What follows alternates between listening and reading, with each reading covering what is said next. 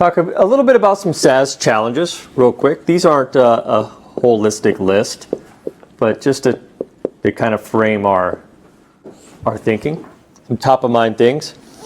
In terms of one problem that could come up is SLAs at risk. It makes sense that if you own the application, you own the infrastructure, that you could enforce, or at least you were in control of, your destiny in terms of the SLA. But as parts of that infrastructure have now moved off to the cloud, that SLA could be at risk. In that vein of thinking, of course, is the end-to-end visibility.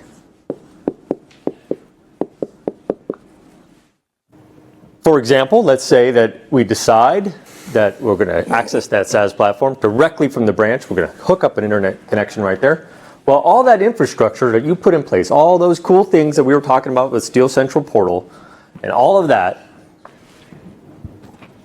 could be focused on the data center. Your lens could be there, but now that application has a direct path out to the internet. So you had a very sophisticated techniques that you had well-trained runbooks.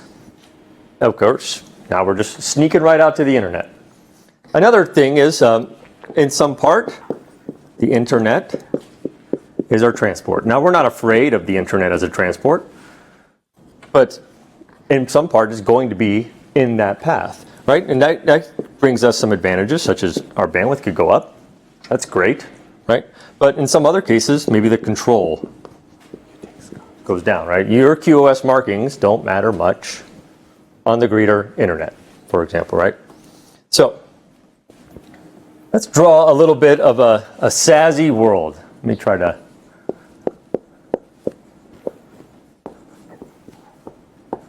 And let's talk about that a little bit more here. So let me draw a couple little SAS clouds. Are they happy little SAS clouds?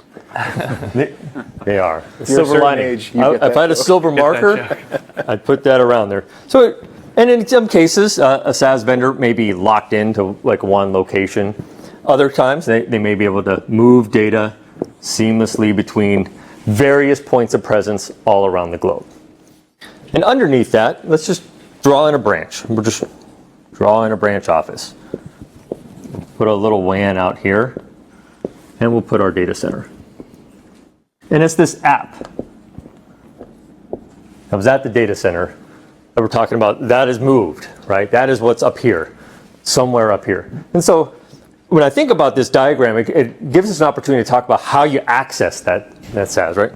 So customers would make the logical connection, right? It was here, I'll put it here, right? The stress on my WAN still exists if that's my path, right? The other thing that comes up is, as we're talking about that data could be moving, what if the data that user is accessing from the branch was close to them? You get this effect of like a trombone, right? We have to go all the way out to get out, to come all the way back to here, to come all the way back around, right? So another logical conclusion is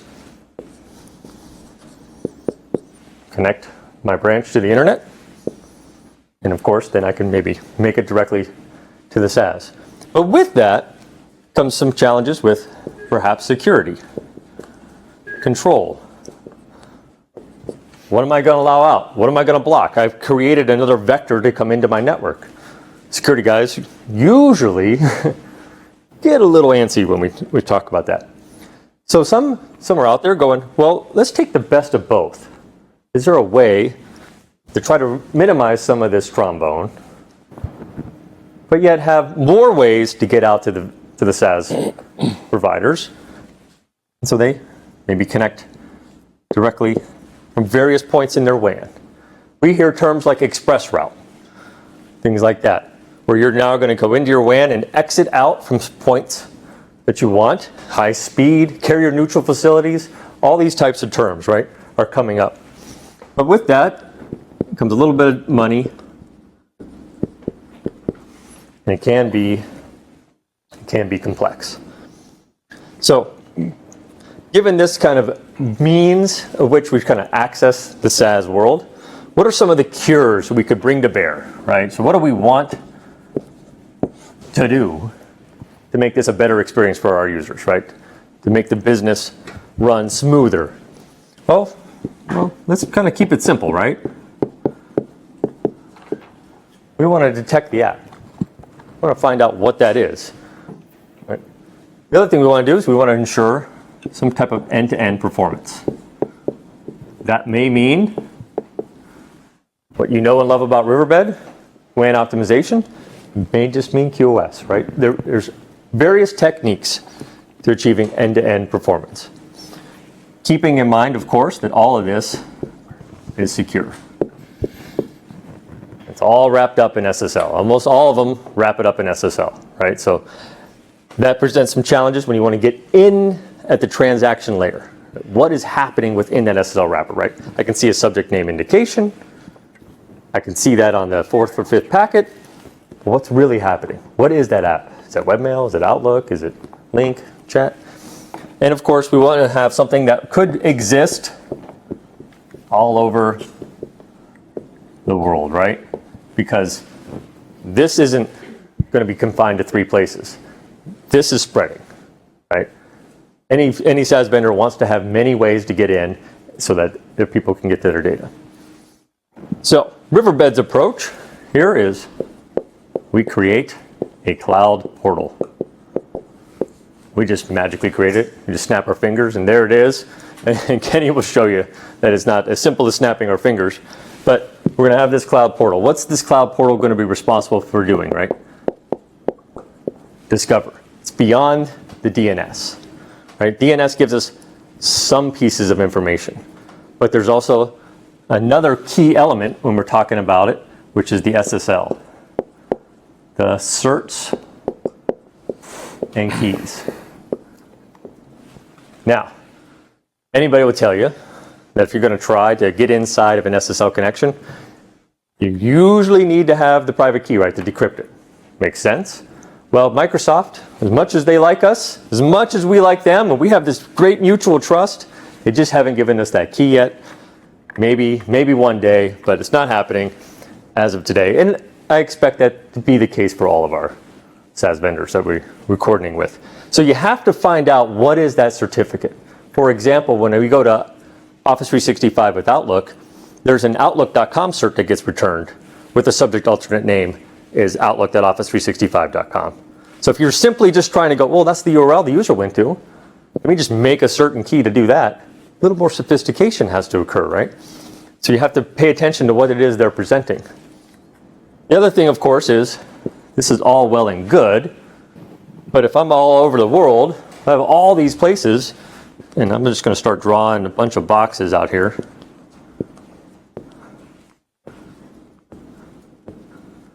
You got to have a way to deploy it. Nobody, maybe you guys do, I doubt it, would want to manage hundreds of devices or instances or whatever it could be out here. That's not going to be any fun whatsoever. So we went out and we said, well, who's got a lot of those places? Who's out there? We have some real estate, and that's our partnership with Akamai. So with Akamai, we get many points of presence, right? They're all over. We're all over. This relationship's starting to look pretty good. They're elastic, and we're elastic. This is starting to really look really good. We can have a zero-touch model where we can deploy all these boxes. They can come up, they can come down. They can get the certs and keys that you need in a secure way in order to get visibility into these connections, to optimize those connections if you want to. And the other thing, of course, is we got to have something right there to branch. Now, what does this box need to do is he's going to get some key pieces of information that discover. Right? So once he gets those key pieces of information, then this box, we call it a Steelhead, can then do his optimization, his visibility. You can then start looking into other things like QoS, path selection, whatever the case may be, right? But that box right there, communicating with the portal, gets that piece of information. So he knows Office 365. That's something I want to optimize. What is all this stuff at Office 365? Where do I go to connect to it? So let me take you on another step of this journey, just a little bit. We're here in the Bay Area, right? So I'm just going to put BY. And if I could write, that would be even better. And over here, I'm going to put, this is where I'm from. I'm near Blue Ridge, Virginia. So Scott's here. Scott's on a Steelhead here. Going to go in to get his mailbox. Makes his connection from the branch into the internet. Gets delivered here. But my mailbox is there. That's not going to be the best performance. Remember we talked about some of this trombone? I kind of created the trombone almost a little bit in reverse, right? A little bit. But you can kind of see that that's where I'm pulling the data from. So you may be using this piece of hardware here, using some of this cool partnership we have with Akamai here, but you only got this leg of the journey, right? So wouldn't it be great if once you can decrypt the SSL session, identify where that mailbox is. What is the identifier? Find out that it's at Blue Ridge, Virginia. Then build the connection not to here, but to there. And that's what we call GeoDNS. Is the ability to come in and redirect that connection and get it to the place where it's closest to the user. I've seen 5 times faster performance. It's pronounced for those international companies because in the case of Office 365, it tends to be located, the mailbox tends to be located in the country or near the country where they're headquartered at, and for users outside the world. Right? But it's also applicable for Scott Wilson sitting here in the Bay Area.